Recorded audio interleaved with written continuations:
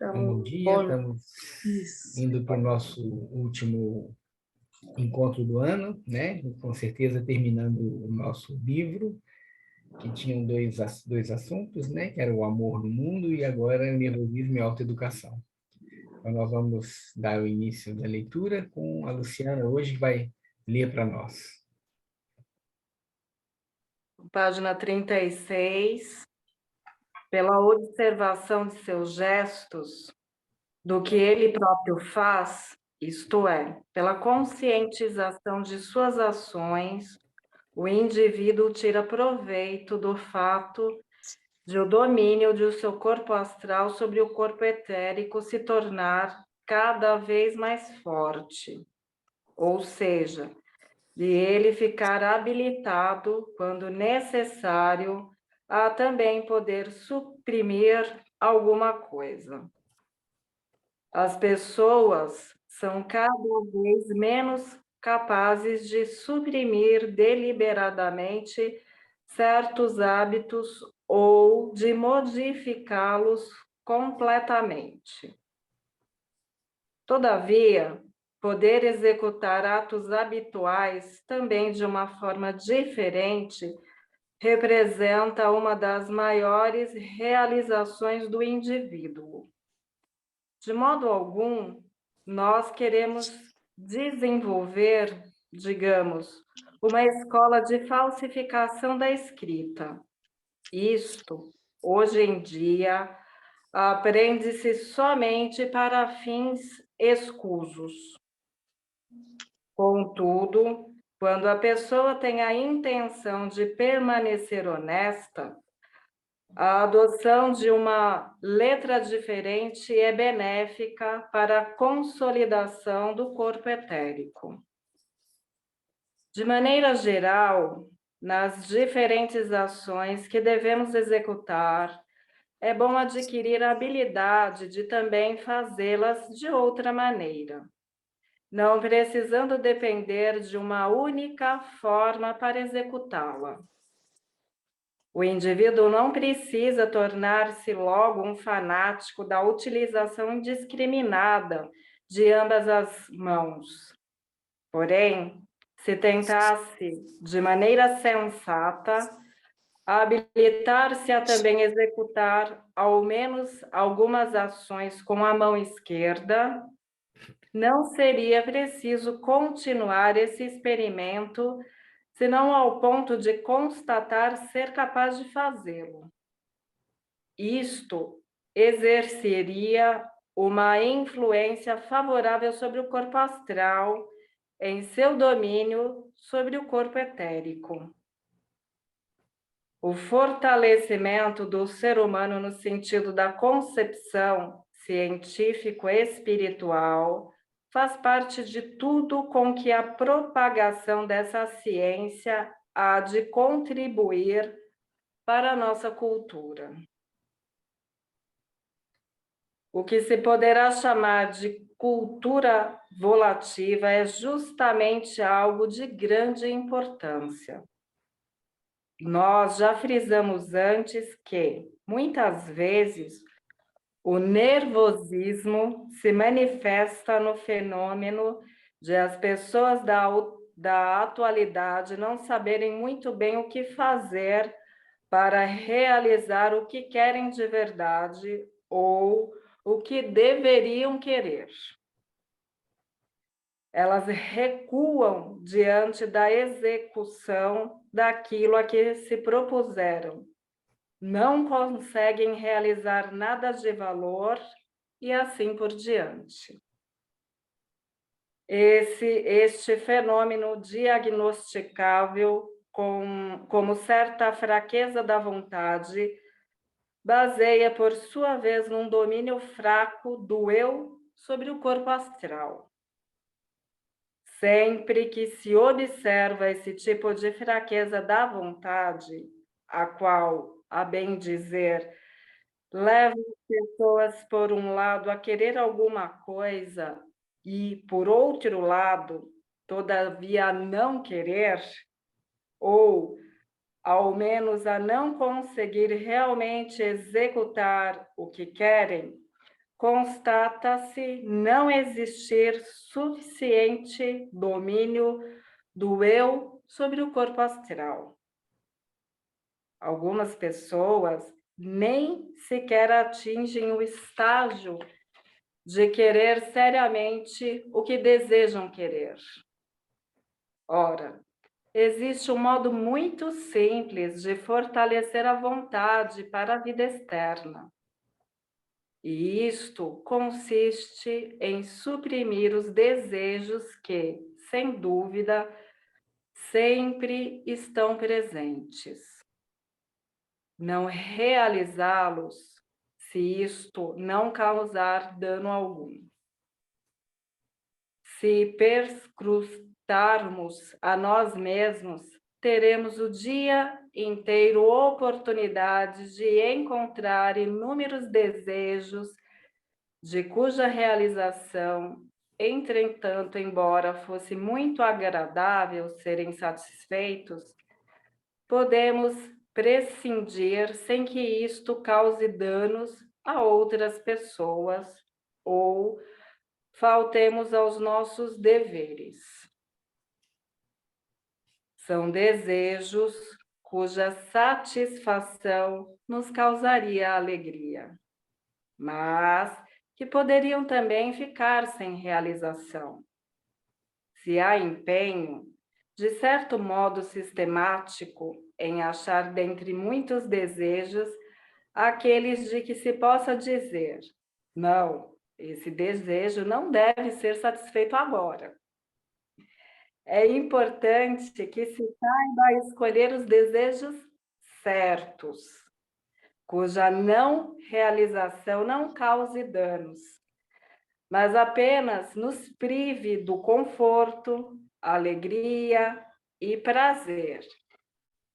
E suprimindo-se tais desejos de forma sistemática, cada não realização representa uma afluência, força de vontade, de força do eu sobre o corpo astral. Ao subentender este procedimento, mesmo em idade mais avançada, poderemos reparar muita coisa que tenha sido descuidada pela educação moderna. Contudo, no fundo, é difícil atuar pedagogicamente neste campo que acabamos de caracterizar. Pois cumpre ter em conta que se, como educadores, nós estivéssemos na situação de poder satisfazer determinado desejo manifesto da criança ou no jovem que educamos e recusássemos a realização desse desejo, não somente causaríamos o efeito da recusa, mas também uma espécie de antipatia. Isto pode ser contraproducente no sentido pedagógico, de maneira que somos levados a ponderar no sentido de parecer-nos um pouco duvidoso introduzir nos princípios da educação uma recusa aos desejos de nossos educandos. Aí nos encontramos, por assim dizer, diante de um momento de decisão vital. Se um pai se propusesse educar seus filhos de modo a dizer sempre que possível: não, Carlos, você não vai ganhar isto, conseguiria, em primeiro lugar, criar antipatia do jovem por ele e não o benefício que poderia ser alcançado pela rejeição dos desejos. Neste caso, caberia perguntar o que fazer, já que não seria possível introduzir um método como este. Todavia, há um meio muito simples de conseguirmos esse efeito. Não recusar ao aluno a realização de seus desejos, mas negá-la a nós mesmos. Porém, de forma que o aluno perceba o fato de nos estarmos negando isto ou aquilo. Como sabemos, um forte instinto de imitação reina nos primeiros 7 anos de vida e continua existindo mais tarde. E poderemos perceber que se, na presença de nossos educandos, nós começamos a negar-nos uma ou outra coisa de modo bem visível, eles o imitarão achando-o muito desejável. E com isso, teremos conseguido algo muito significativo. Assim, deixando que nossos pensamentos sejam dirigidos de forma correta pelo que a ciência espiritual possa significar para nós, vemos que essa ciência espiritual não permanece apenas como teoria, e sim torna-se sabedoria existencial, algo que realmente nos suporta e nos conduz na vida. Um meio muito importante para reforçar o domínio do nosso eu sobre o corpo astral foi dado com o que, de certo modo, pode ser apreendido das 2 conferências que eu pronunciei aqui. A particularidade dessas 2 conferências reside no fato de ali ter sido indicado o que pode ser dito a favor e contra determinado assunto. Aí tem aqui a nota 7, que fala a conferência citada na nota 1, página 23, sobre os temas como se refuta a teosofia e como se fundamenta a teosofia.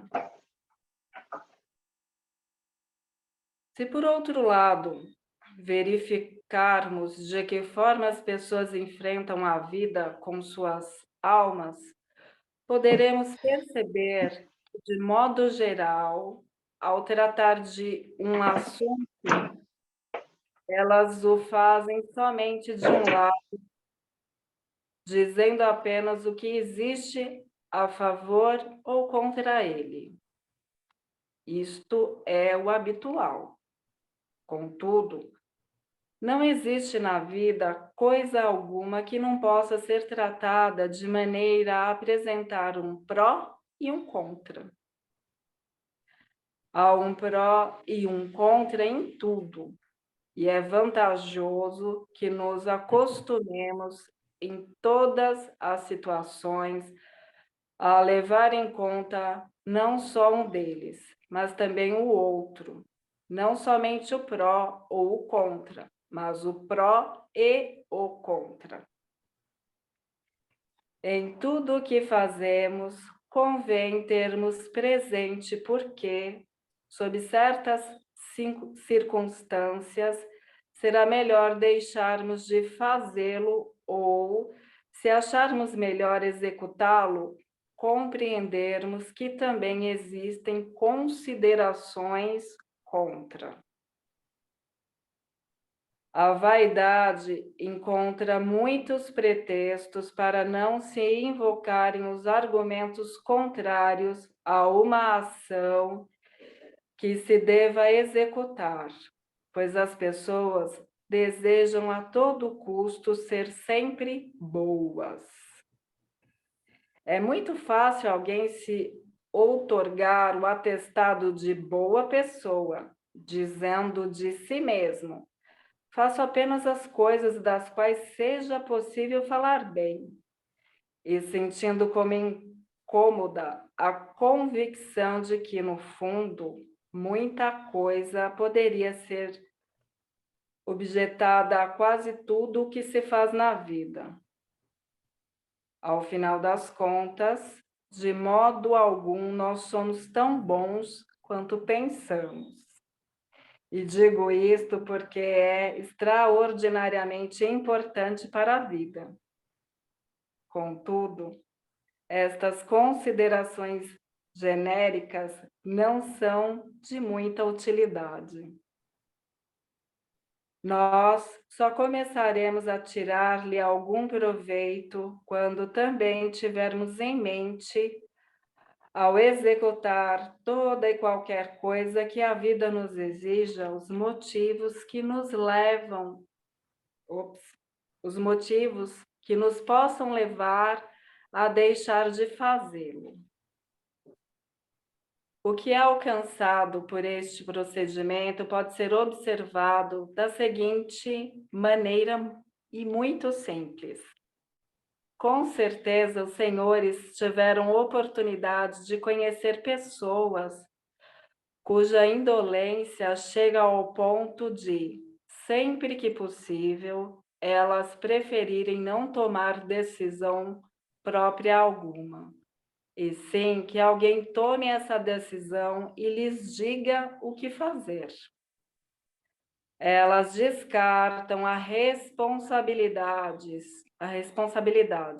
antes perguntando o que devem fazer em vez de procurar os motivos para uma ou outra ação. Ora, não estou mencionando este caso por lhe atribuir alguma particularidade neste contexto, mas por querer demonstrar outra coisa. Imaginemos, então, uma pessoa que goste de consultar os outros. Todavia, não quero que o que acabo de dizer seja entendido apenas como algo a ser desaprovado, pois muita coisa também pode ser dita a seu favor. Não se pode manifestar quase nada na vida que não possa ser refutado em algum sentido. Nossa pessoa imaginária encontra-se diante de duas pessoas que lhe dão conselhos com relação ao mesmo assunto. Uma delas diz, sim, e a outra, não faça isso. Toda vez em que, na vida, nós nos deparamos com tal situação, vemos que um dos conselheiros ganha uma vitória decisiva sobre o outro. Aquele que exerce uma influência volativa mais forte sai vitorioso. Que tipo de fenômeno se nos apresenta aí? Por mais insignificante que pareça, é um fenômeno altamente significativo. Se eu me confronto com duas pessoas, uma das quais me dá um conselho em sentido positivo e a outra em sentido negativo, caso eu siga o positivo, a vontade dessa pessoa continuará agindo dentro de mim. Sua força de vontade se terá feito valer a ponto de me dar força para minha tarefa. Sua força de vontade terá obtido dentro de mim uma vitória sobre a outra pessoa. A força de alguém terá prevalecido dentro de mim. Suponhamos agora que eu não me confronte com duas pessoas, uma das quais responda a uma consulta com sim e a outra com não. Mas esteja só comigo mesmo e me apresente em meu coração o sim e o não, e as razões para uma ou outra alternativa. Passando depois a executar o sim, este procedimento chega então a desenvolver uma grande força em meu íntimo. O que antes o outro exercia dentro de mim, eu próprio terei desenvolvido agora como uma força em minha alma. Por conseguinte, se interiormente nós nos propusermos uma opção, faremos uma força a vencer sobre uma fraqueza. E isto é extremamente importante, pois, novamente, fortalece de maneira extraordinária o domínio sobre o corpo astral. Esse exame realmente exaustivo dos prós e contras em todas as situações não deve ser, de maneira alguma, considerado incômodo. A pessoa verificará estar contribuindo grandemente para o fortalecimento da vontade, no esforço para colocar em prática o que acabo de caracterizar. Contudo, este assunto também possui seu lado obscuro. Em lugar do fortalecimento da vontade, pode sobrevir um enfraquecimento. Isto pode acontecer se a pessoa, após ter feito valer dentro de si os prós e os contras, todavia não agem de acordo com uma ou com outra alternativa reconhecida. Por desleixo, nada faz, não seguindo nenhuma e nem outra voz. Pode parecer que ela tenha seguido o não, mas na realidade apenas foi indolente. Daí resulta o seguinte: até nestes detalhes é vantajoso tomar em consideração a ciência espiritual, para que a pessoa não proceda a certa ponderação dos prós e contras, estando cansada, estando de alguma forma esgotada, e sim quando se sentir forte, de modo a saber: eu não estou esmorecida, estou em condições de seguir ativamente o pró e o contra que apresento à minha alma.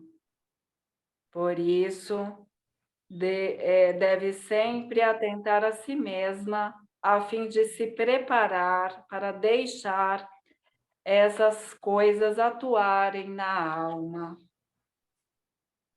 Outro sim, o empenho em afastarmos de nossa alma tudo o que, de certa forma, ergue um antagonismo entre nós e o mundo, entre nós e nosso ambiente, faz parte, no sentido mais eminente das coisas que fortalecem o domínio do eu sobre o corpo astral.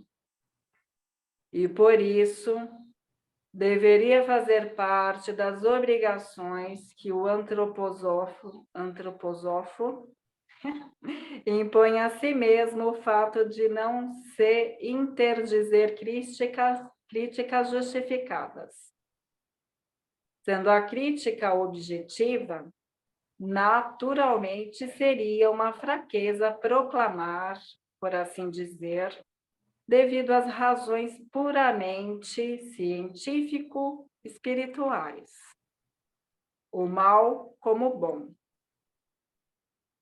Nós devemos aprender a discernir se estamos censurando algo por sua própria causa ou porque, em sua influência sobre nossa pessoa, pelo fato de o sentirmos desagradável, nos parece sujeito à crítica. Quanto mais conseguirmos acostumar-nos a não deixar o juízo que formamos, especialmente dos nossos próximos, depender da maneira como eles se nos apresentam, tanto mais promoveremos o fortalecimento do domínio do nosso eu sobre o nosso corpo astral. É até benéfico nos impormos a resignação de não considerarmos as coisas como ruins, simplesmente por nos sentirmos molestados por elas. Ao contrário, devemos reservar nossa crítica quanto à avaliação de pessoas, às situações que não nos afetem pessoalmente. Não recomendo isto para podermos vangloriar-nos dizendo: somos pessoas boas por não criticar nossos próximos. E sim, para nos tornarmos fortes devido a essa resignação. Logo veremos que isto parece ser muito fácil como princípio teórico, mas que na vida, entretanto, é extremamente difícil colocá-lo em prática. É bom, por exemplo, frente a uma pessoa que acabe de dizer-nos uma mentira, abster-nos de sentir antipatia por ela por causa dessa atitude. Quero salientar que não se trata de não denunciá-la a outros, se necessário, e sim de contermos esse sentimento de antipatia por esta pessoa que nos mentiu. Podemos muito bem formar uma opinião sobre uma pessoa considerando a forma como se harmonizam suas ações no decorrer dos dias. Se num dia ela fala de uma maneira e no outro dia de maneira diferente, não precisamos fazer não precisamos fazer outra coisa senão justapor suas diferentes fases e teremos uma base bem melhor para avaliá-la do que salientando seu comportamento para conosco.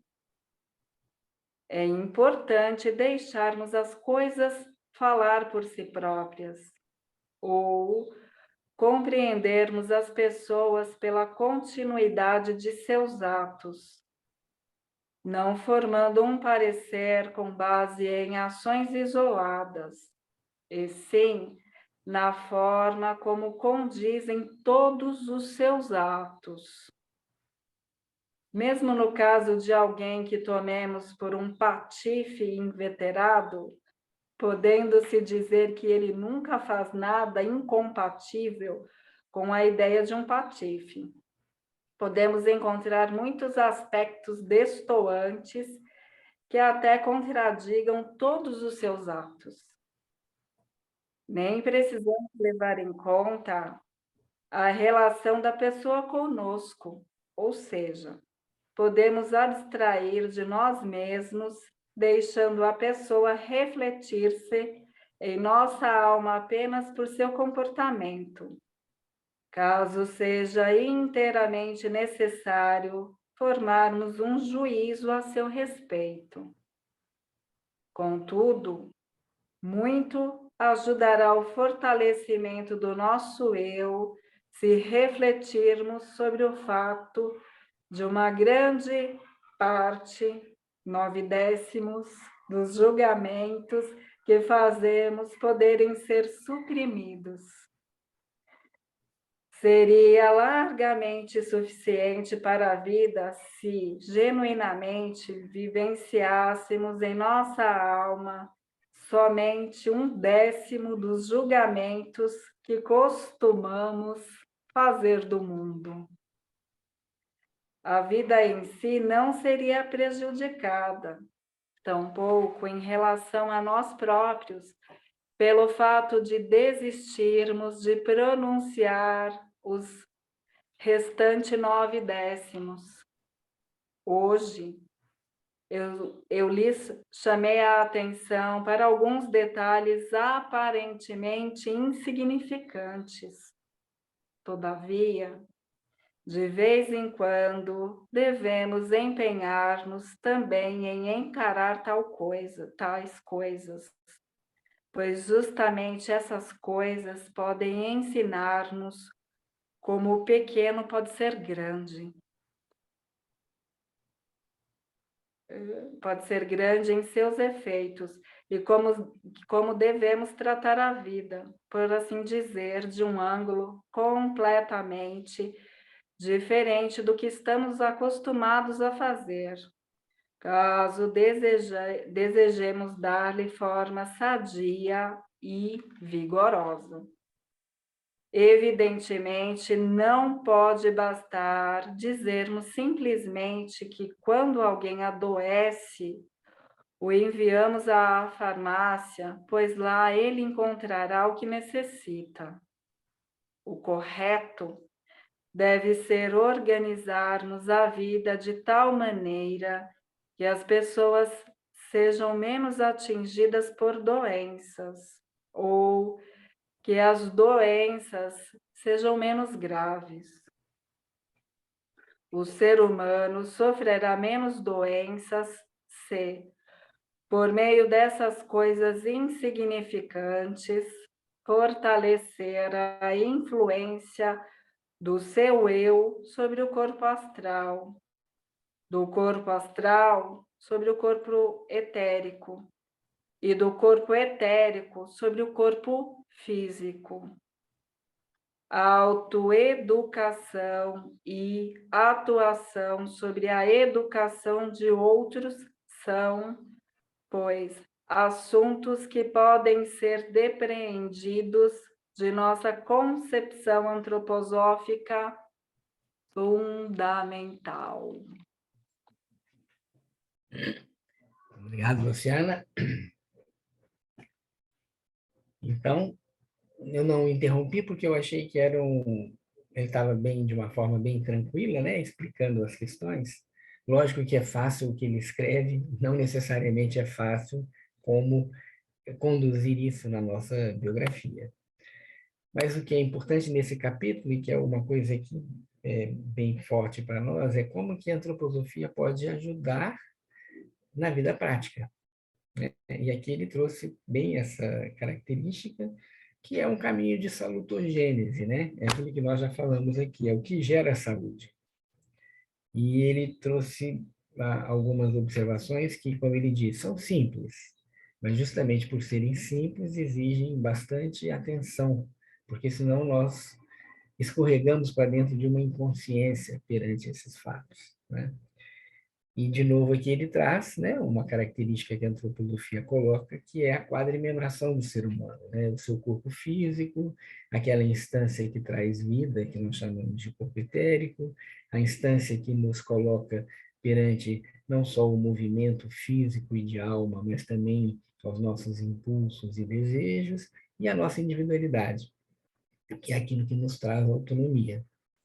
Isso não é uma observação estanque, né, uma observação teórica, mas na realidade ele mostra como que nós podemos ativar esse entremear, né, dessas quatro instâncias.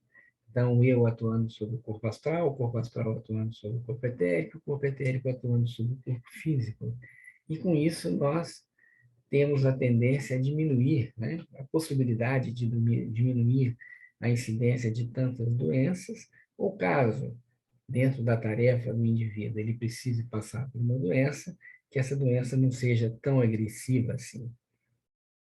Mas, uma vez que terminamos, é interessante assim que possamos pensar, né, de uma forma, se não tem dúvida, mas uma forma interessante é assim, o que mais me chamou a atenção de todos esses exercícios, né? Aí seria interessante deixar agora em aberto para que cada pessoa possa dizer, nossa, isso aqui é uma coisa que me chama a atenção, eu acho isso importante, de preferência não olhando para outros, mas olhando mais para si mesmo, né? Esse é um ponto difícil, esse é mais fácil ou não.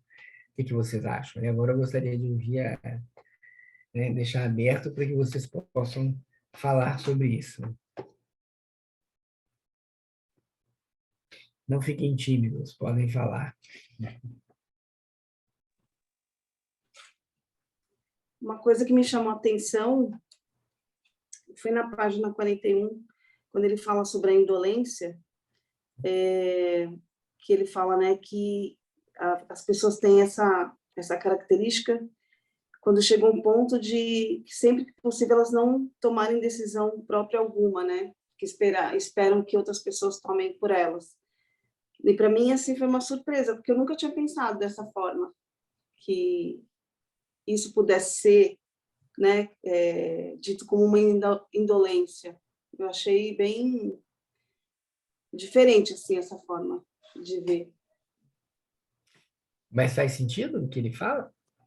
Então, é tão novo que vou pensar ainda bastante, acho, sobre isso.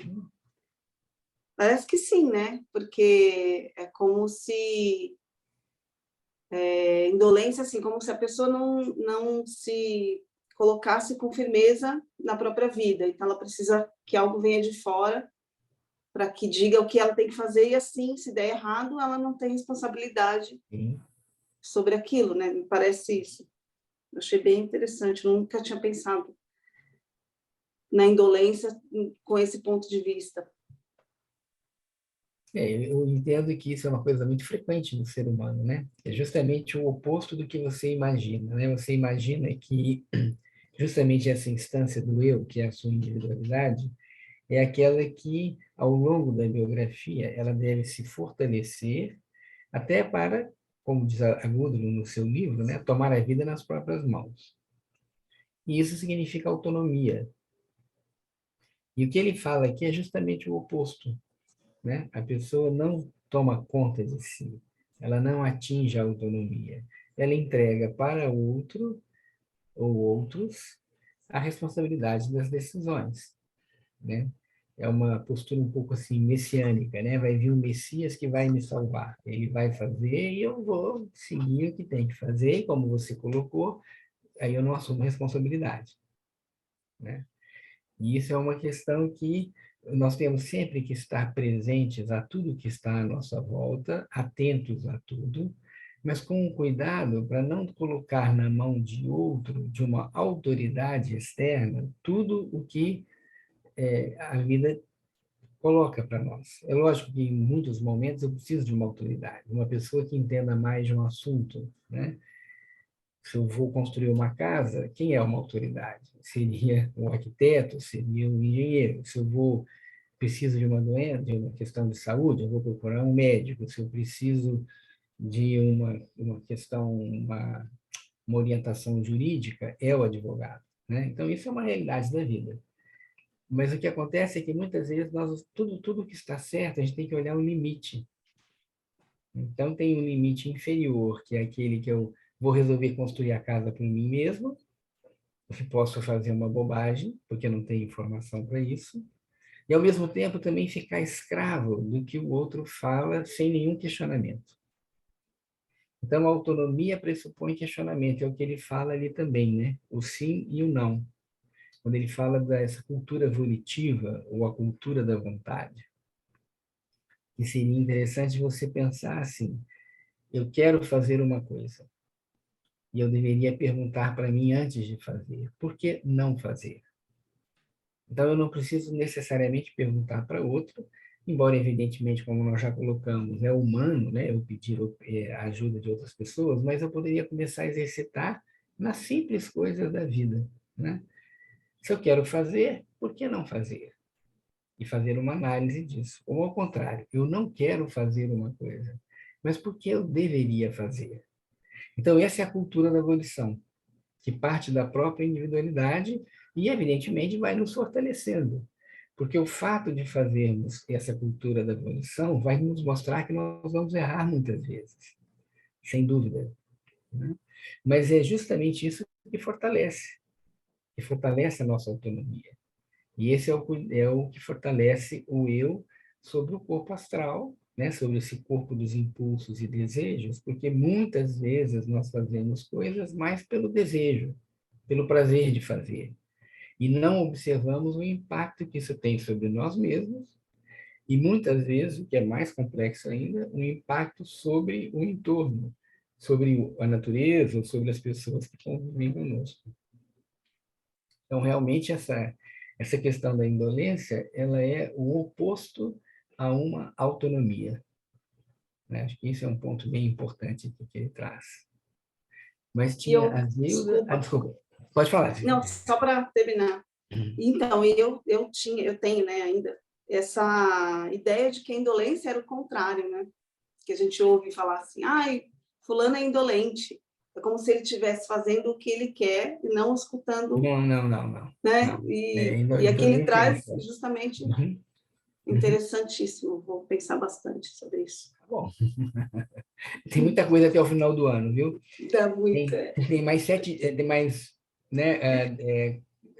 Nós temos ainda 14 dias para trabalhar sobre essas coisas, para fechar bem o ano, né? Depois tem a Zilda, a Zuleika e a Cecília. Zilda, por favor. Das coisas que foram ditas, o que eu senti que é mais fácil fazer é trabalhar a mão esquerda. Uhum. Mais fácil a gente colocar em prática. Essa coisa aqui da indolência me chama atenção, porque nunca pensei que eu fosse indolente, mas quando se trata de escolher o que comer, eu sempre quero que alguém escolha. Mas não para culpá-lo de que você fez uma má escolha, né? Mas é porque eu não confio na minha escolha. Então, nessa questão da autonomia, também é importante nós desenvolvermos essa confiança, né? Aí também nós temos uma questão bem prática na vida, né? Tem pessoas que nunca se colocam de acordo com a opinião de outros. Inclusive, tem algumas pessoas, e aí nós temos um auto-engano, que se a outra pessoa fala uma coisa, ela tem o hábito de negar, mesmo que seja uma coisa correta, só para aparecer, só para firmar na realidade, a sua egoidade, né? E nem sempre isso é correto. De novo, é o nível.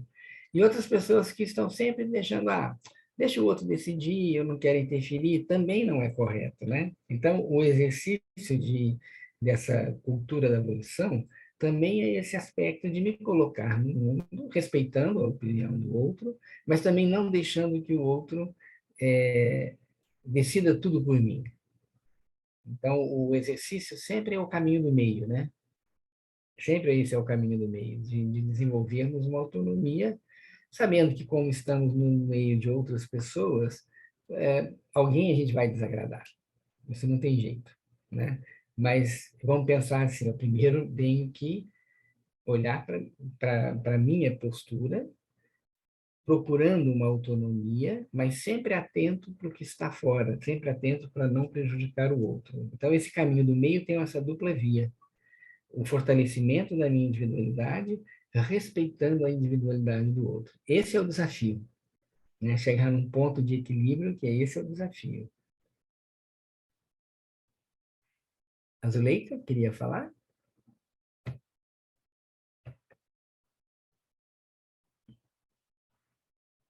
Você está com o som fechado, Zuleika.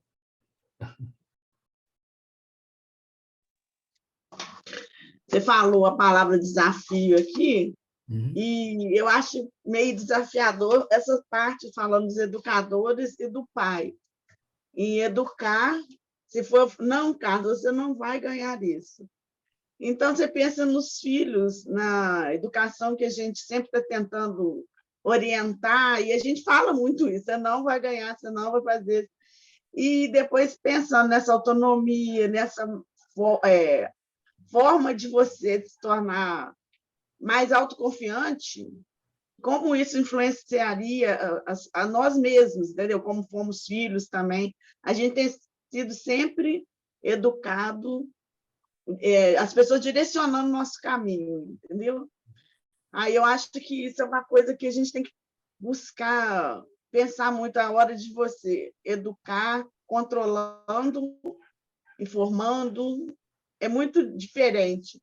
E essa sobre a indolência é uma coisa que realmente, como a Cindy falou, é muito interessante você pensar de outra forma a palavra indolente. As pessoas que não tomam decisões, que você sempre pensa que essas pessoas são pessoas, né, que concordam, você está sempre discordando, e às vezes não, as pessoas não estão tomando decisão mesmo. Entendeu? É muito interessante tanto a parte da educação, quanto também a autoconfiança, a coragem de tomar decisão, ou se conheceu bastante para saber pensar nos prós e nos contras seus desejos. Foi tudo muito interessante, entendeu? Muito cheio de desafio mesmo. Então, é interessante pensar que a palavra indolente apareceu não só no texto, mas tanto pela Cíntia e pela Zuleika, e eu olhei aqui no dicionário o que significa a palavra indolente, né? Só para a gente tirar essa dúvida. A palavra indolente significa ocioso, preguiçoso, negligente, insensível à dor, letárgico. E até ele usa um termo da medicina que disse de um processo patológico, né, um processo indolente, é aquele que persiste em não cicatrizar ou em não se resolver. Não se resolver. Então, na realidade, isso é ser indolente, né? Que é bem está de acordo com o texto aqui. E você tocou uma coisa, Zuleika, que aí realmente é interessante a gente ter essa clareza, que evidentemente com crianças que ainda não têm um eu plenamente presente, o adulto é que faz esse caminho, né? Então, principalmente quando você olha, né, nós tem um outro grupo que nós estamos estudando a pedagogia curativa, que é um outro ramo da antroposofia, que é cuidar de crianças com cuidados especiais, onde o Steiner chama atenção de um processo pedagógico que é muito importante. A Mara está aqui, né? A Mara ontem estava lendo, nós estávamos lendo sobre isso, né, Mara? Sobre esse aspecto, que é que o corpo, sempre um corpo superior atua sobre o inferior. Né? Então, por isso que os exercícios são indicados, porque o eu atua sobre o corpo astral, o astral sobre o etérico sobre o eu. E o professor, ele tem que ter uma qualidade que se ele percebe, essa qualidade se baseia no fato, ele percebe que o corpo astral de uma criança não está devidamente adequado, é o eu dele, como pedagogo, que vai atuar sobre o corpo astral da criança. E ontem foi dito muito claramente no nosso grupo, né, a responsabilidade do educador, para que ele possa fazer isso. Então, por isso que ele fala que não adianta chegar para uma criança que está iniciando o processo de aprendizado e imaginar que ela, como um adulto, pode conscientemente abrir mão de um desejo. Como que funciona, então? O educador, seja pai, seja o educador da escola, e mesmo o terapeuta perante o seu cliente que está perdido, digamos assim, no momento biográfico, ele fazia esse exercício de educar-se a si mesmo. Então, quando ele educa a si, e isso é visível, você positivamente ensina para o outro. Né? Acho que nós já comentamos aqui aquela historinha que se conta, né, do sábio oriental, que a mãe vem para o sábio, traz o filho e fala para o sábio que o filho tem um vício e pede para o sábio dar uma orientação. E o sábio fala, volte daqui a 2 semanas. E quando volta daqui a 2 semanas, o sábio fala exatamente isso para o menino, você tem que deixar esse hábito. E a mãe pergunta, por que você não falou isso há 2 semanas atrás? E o sábio fala, porque eu também tinha esse vício. Então, essa aqui é a questão. Né? O que ele fala aqui é isso, eu preciso trabalhar em mim e, também comentamos ontem, né, a Mara vai lembrar, num outro livro, livro muito interessante do Steiner, ele chama essa atenção que no mundo físico eu tenho que fazer, se eu quero adquirir uma habilidade, eu tenho que fazer sempre mais. Então, se eu quero ser um excelente esportista, né, um determinado esporte, eu tenho que treinar, treinar, treinar, treinar. Nas realidades espirituais, é o contrário. Eu ganho força quando eu faço uma renúncia. Então, é completamente diferente. No mundo físico, eu preciso mais, que é a realidade do mundo físico. Mas se eu quero fazer um caminho de desenvolvimento, muitas vezes eu tenho que fazer uma renúncia. E é isso que ele chama aqui, né? Então, não adianta, principalmente a criança que imita, eu falar com a criança que ela não pode comer um doce, se eu, na frente dela, como exageradamente o doce. Então, é isso que ele chama a atenção. Eu preciso primeiro me educar para que eu possa realmente educar o outro. E permitir que ele vá criando essa autonomia, essa criança, para que no futuro, como adulto, ele faça isso por si. E ele possa exercer essa cultura da evolução, treinar a cultura da evolução. Muito bom. Cecília? Então, estou feliz que eu fui a última, tudo foi respondido e tudo comentado. Mas eu achei muito interessante, esses 2 pontos que eu ia mencionar, foi mencionado, né? O desafio, né? Que foi para mim, e né? A palavra-chave, né? E a indolência, porque muitas vezes eu entendo que o indolente, ele é cômodo, porque ele não vai tomar atitude, ele não vai fazer, o outro vai fazer, vai escolher. Se der errado, ele está no status quo, está lá, né? Então, esse desafio da gente tentar proporcionar que a pessoa invista, saia, erre, cresça, né? Como o senhor acabou de finalizar com essa chave de ouro, né? Que é esse desafio de você se pôr, né? Se mostrar, né?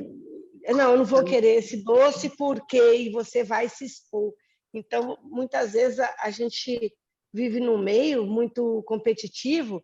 Se você às vezes fala e se manifesta, vai trazer assim, vamos supor, divergências. Eu não sei usar a palavra, mas você encerrou com isso, é a educação, né? De ter pessoas com educação para poder orientar e estar ali. E na infância isso é muito importante, porque quando chega lá em cima, você é cobrado, você não teve essa base, e aí?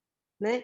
Então, você teve aquele rótulo de indolente, aí quando você vai manifestar alguma coisa, né? Então, é esse desafio. Foram essas 2 palavras aí que me tocaram, e eu gostei muito de todas as colocações, né? Foi, assim, fantástico. Gratidão. Obrigado, Cecília. Patrícia? Para mim, é esse finalzinho da página 44, que é o finalzinho, né? Seria largamente suficiente para a vida se genuinamente vivenciássemos em nossa alma somente 1/10 dos julgamentos que costumamos fazer do mundo. Não do mundo como da gente mesmo, né? O que você trouxe aí, né? O que eu faço comigo, o auto-julgamento, né? E eu fiquei impressionada com esse número, né? 1/10. Quanto a gente julga, né? Eu tô falando por mim, claro. E eu acho que para mim esse é o que me chamou mais atenção, esse julgamento, né?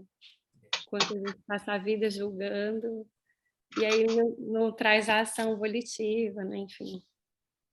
A Cecília aqui escreveu, complementando, né, é que a gente julga 24 horas. E realmente, eu me lembro que uma vez na formação biográfica eu comentei sobre isso, e teve uma aluna quase pulou da cadeira. Impossível deixar de julgar.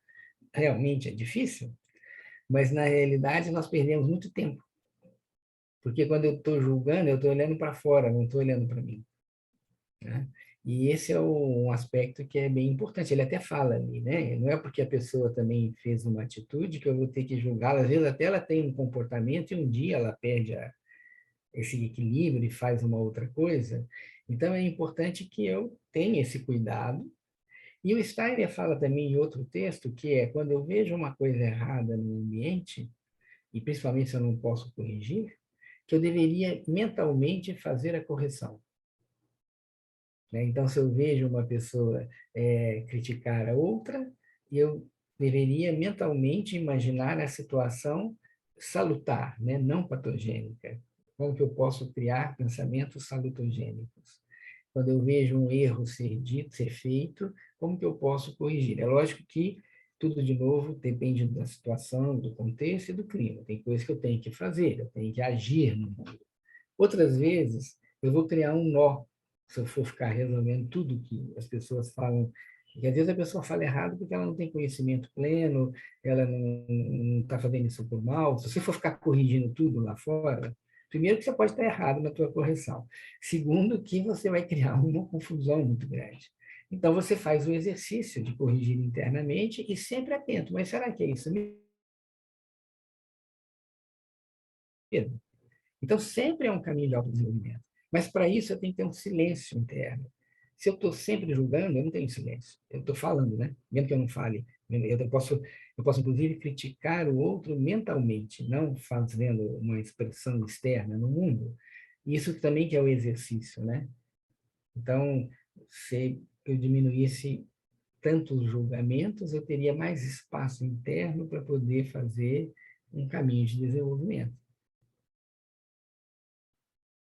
Mara?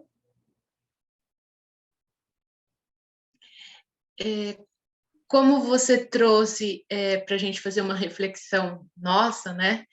E onde falou dessa coisa de fortalecer através da recusa, só completou assim para mim, porque eu sou daquele ponto que Steiner fala, que você traz, que você quer muito a opinião do outro, depois você traz uma reflexão para você mesmo, decide mentalmente, mas não realiza. É a indolência, né? E daí não é assim, por que não realiza? Porque fala, depois eu faço, né? Parece que mentalmente eu já resolvi, mas não fui para ação. Talvez aí não seja tanto a indolência, seja o que a gente pode também chamar como procrastinação. Isso. Tem pessoas que têm uma facilidade maior de procrastinar, que significa eu atraso a ação. E principalmente para coisas chatas, né? Eu particularmente reconheço que tudo que mexe com questões de banco, questões jurídicas, eu fico, vamos ver se melhora, procrastina, né? Se Mas resolve é por uma si, questão. né? Não resolve. Vamos ver se Se a resolve, gente... nem se vem um milagre. A gente tem que ter esse cuidado. Isso também tem muito a ver com a relação do pensar, sentir e agir. Quem é mais do pensar, ele tem uma tendência a procrastinar. E quem é do agir, age antes. Muitas vezes sem pensar e depois tem que reconhecer também, ajustar o erro do que foi feito. De novo, sempre é um ponto de equilíbrio o contexto. Tem momentos em que eu preciso me recolher e pensar antes de agir, e tem momentos que eu tenho que agir sem pensar. Sem pensar não, mas eu digo assim, agir mais rapidamente, né? Você está pegando fogo aqui atrás de mim, não adianta eu ficar aqui sentado meditando o que eu vou fazer, eu vou ter que fazer alguma coisa. Mas se tem alguma atitude que eu fale, pera, vamos pensar objetivamente para que também uma atitude não seja tomada intempestivamente. E aí não tem regra, né? Não tem um manual de instrução. Nós temos que olhar para isso e ir observando, sempre colocando no contexto. Tanto o meu contexto, quanto o contexto da situação que eu estou vivendo. Então, isso chama a atenção para um fato bem interessante, não foi a palavra usada aqui nesse texto, mas é o desenvolvimento de uma calma interior. Essa calma interior é que permite que, mesmo numa situação urgente, eu procure tomar uma atitude mais coerente com o contexto. Calma interior também é bem interessante, né? Isso, nunca tinha pensado sobre isso, mas sobre a nossa conversa aqui. Calma interior não é indolência. A calma interior, na realidade, é uma presença de espírito. É saber o que eu devo fazer naquela situação. E é lógico que não é uma coisa simples, como nós falamos, né? Nós estamos no mundo e aprendemos também através dos nossos erros. E ele chama a atenção também aqui numa questão que é o auto-engano. Quando a pessoa fala assim, eu vou abrir mão de uma coisa, não porque eu vou abrir mão de uma coisa, é porque é mais fácil. Isso é um auto-engano também no caminho de desenvolvimento, né? Eu deixo de fazer porque é mais fácil, e não porque realmente foi uma decisão interna de que eu vou deixar de fazer, porque isso é, neste momento, o que minha consciência, meu individualismo ético permite. Então, são muitos exercícios, na realidade. É um texto, na realidade, simples, quando ele fala dos exercícios, mas que nós vamos vendo como que exige essa presença de espírito, né?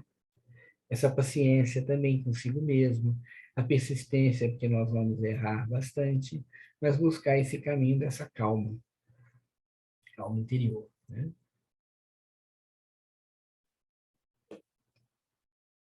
Tudo bem? Estamos diplomados em resolver os nossos nervosismos, né? Vamos treinar, vamos para a vida, né? Agora esse é o aspecto. Bom, se ninguém tem mais nada a declarar, né? Ou a perguntar, nós podemos dar por encerrado esse nosso ano. Foi um ano bastante intenso de leituras, né? Estou falando agora do nosso, independente do ano, que foi bastante intenso e continua intenso, mas o nosso ano de leitura, né? Nós estávamos com um livro, O Amadurecer Luminoso, que foi um livro também que deu bastante, nos trouxe bastante subsídios, né? Preparando o nosso processo de amadurecimento. Agora tivemos esses 2 últimos textos em que falamos da importância do amor no mundo, principalmente nesses tempos tão desafiadores, e agora esse caminho, né, de cuidar de tudo aquilo que nos traz nervosismo, irritação e inquietação, e nós vamos continuar, né, para o ano que vem, nesse caminho de leitura, buscando sempre questões práticas. Nós temos hoje na ELEB vários grupos de estudo, e com vários livros, né? Livros, todos eles são livros escolhidos bem a dedo e são muito interessantes, com temas que interessam de várias formas, né? Então, já foi lido sobre a alma humana, foi lido sobre a questão do mal, a questão da ciência oculta, né? da iniciação, mas eu tenho a ideia de, no sábado, continuarmos nesse caminho de exercícios práticos. O que a antroposofia pode nos ajudar? E por isso que nós vamos, para o próximo ano, temos que definir a data agora de retorno, nós vamos começar com o livro Educação Prática do Pensamento, que também vai nos ajudar bastante nesse sentido, tá? E depois que terminar esse, nós vamos procurar sempre essa sequência de livros de textos, né, que nos ajudem nesse caminho de autodesenvolvimento de uma forma bem prática, na vida prática, buscando a vida prática, né? E aqueles que têm interesse por assuntos mais amplos, mais essenciais, mais esotéricos, a escola tem vários grupos de estudo, né? Se vocês olharem no Instagram, vocês têm lá a sequência vocês se inscrevem no canal, né, no Instagram da escola, e vocês têm lá todas as publicações e quais os dias e quais os horários dos outros grupos. E não esquecendo também que nós temos um YouTube, né? E esse YouTube tem onde tudo isso que nós estamos gravando e outros textos, né? Ontem, quinta-feira mesmo, a Márcia Lucena com a Regina Virgues fizeram uma live, já tem várias lives, tem várias lives gravadas, vários textos gravados, textos não digo, essas nossas conversas, né, gravadas, e para nós é muito importante que mais pessoas possam acessar esse conteúdo. Então, se vocês puderem convidar pessoas, né, a participarem, que é uma forma que não temos nenhuma pretensão dogmática de falar a antropologia vai resolver tudo, mas é uma forma de ver como que a antropologia contribui para todos os esforços que a humanidade faz através das várias tradições, né, de ajudar o desenvolvimento humano. A antropologia é mais uma dessas tradições, né, que tem esse caráter de trazer de uma forma bastante prática para a vida. Então, precisamos definir agora qual é o nosso retorno, né? Janeiro é um mês mais que a gente pode estar mais recuperando forças, né?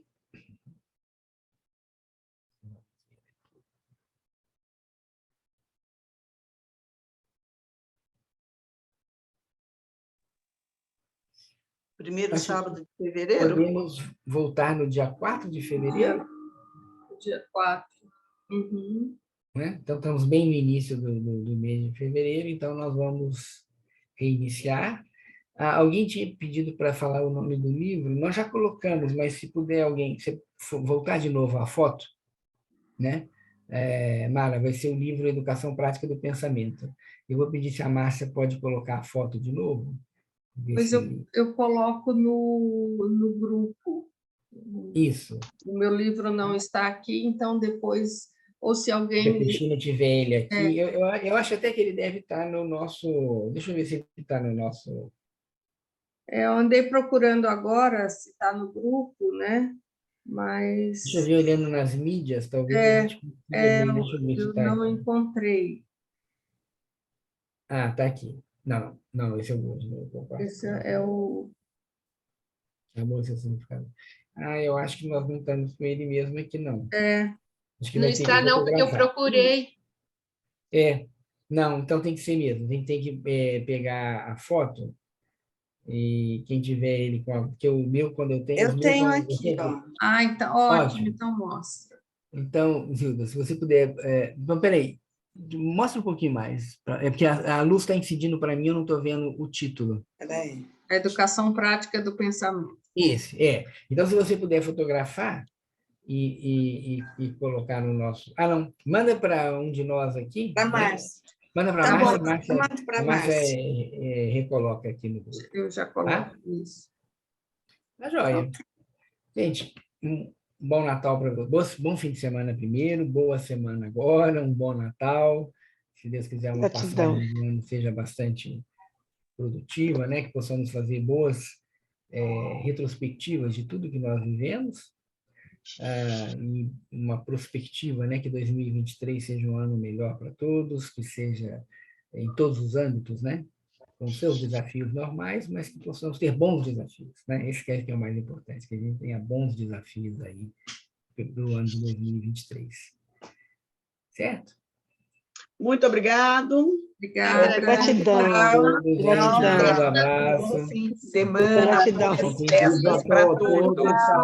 Gratidão, tchau. Férias, né? Boas Gratidão. férias pra Esse todos. grupo foi um prazer participar. Foi um Obrigado. presente. Muita bênção, um presente. Gratidão. Presente mesmo. Presente. Gratidão. Feliz Natal para todos, até breve.